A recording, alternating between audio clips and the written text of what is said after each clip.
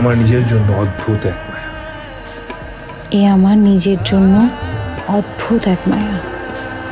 Web কন্টেন্টে thriller, horror ঘরানার গল্প মানেই নির্মাতা ভিকি জাহেদ একের পর এক দুর্দান্ত নাটক ওয়েব সিরিজ উপহার দিয়ে আলাদা জায়গা করে নিয়েছেন দর্শকদের মাঝে।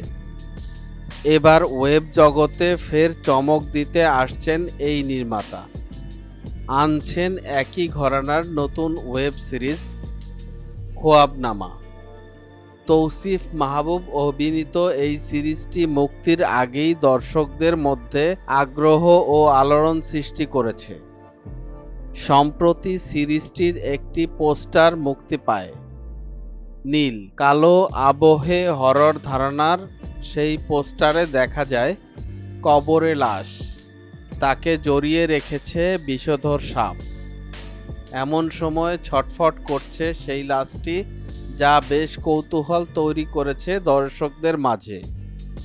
তবে শুধু পোস্টারই নয়, আরও একটি বিষয় রীতিমতো চমকে দিয়েছেন দর্শকদের।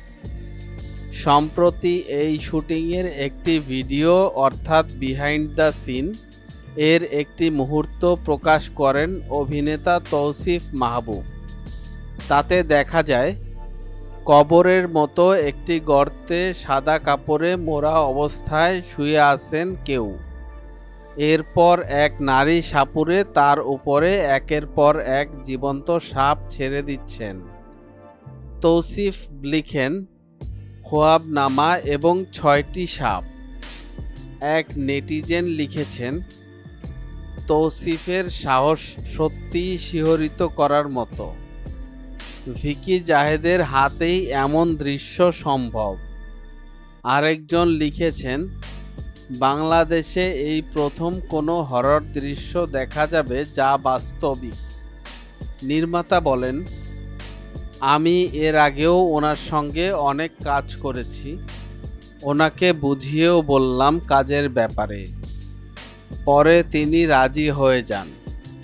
ওই শ্যুটে তিনি নিজেই ছিলেন ওখানে। এটা আসলেই অনেক দুঃসাহসের ব্যাপার। উল্লেখ্য, খোয়াবনামা ওয়েব ফিল্মে কেন্দ্রীয় চরিত্রে অভিনয় করেছেন তৌসিফ মাহবুব এবং তার সঙ্গে রয়েছেন তানজিন তিশা।